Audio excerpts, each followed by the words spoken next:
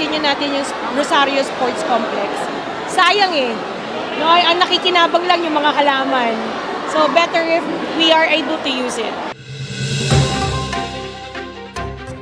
Ito ang tiniyak ni Pasig City Mayoralty Aspirant Sara Diskaya kaugnay sa 6 taon nang nakatinggang Rosario Sports Complex. Ayon pa kay Diskaya, nakakapanghinayang na hindi napapakinabangan ng mga Pasigueño ang nasabing pasilidad na dinisenyo para sa isang world-class na sports complex. Sa panayam kay Diskaya, binigyang diin niya ang kahalagahan ng pagsasaayos at pagpapatuloy ng construction ng nasabing sports complex. Definitely, i-continue natin yung Rosario Sports Complex. Sayang eh.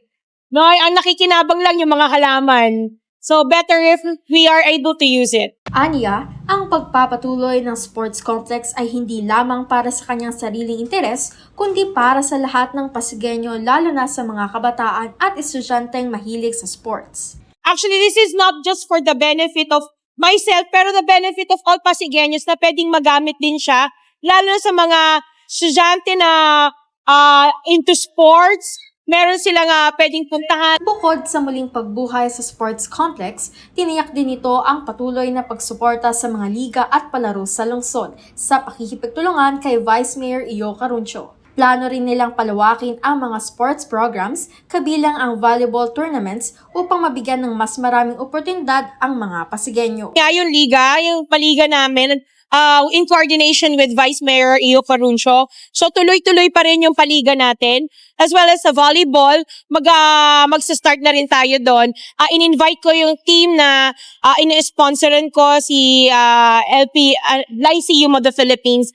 So sila yung parang exhibition game to start the liga for the volleyball. Yan. Ipinunto rin nito na ang kanilang mga programa at proyekto ay hindi lamang base sa kanilang sariling kagustuhan, kundi bunga ng mga hinaing at pangangailangan ng mga residente mismo. So yung mga plataforma namin, hindi dahil gusto namin.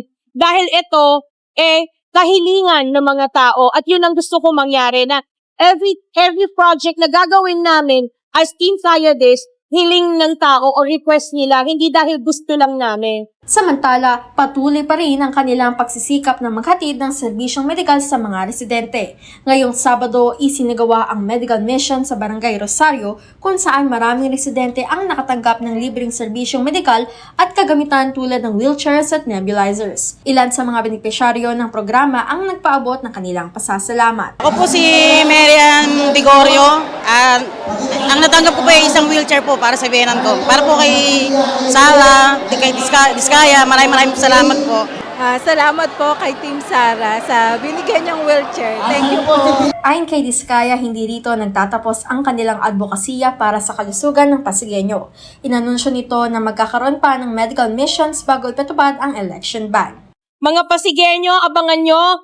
Meron pa kaming medical mission prior to election ban. So, abangan nyo sa page ng St. Gerard Charity Foundation or Ate Sara page kung ano yung mga announcements namin. Mas Manzano, nag-uulat para sa Bravo News Pasig.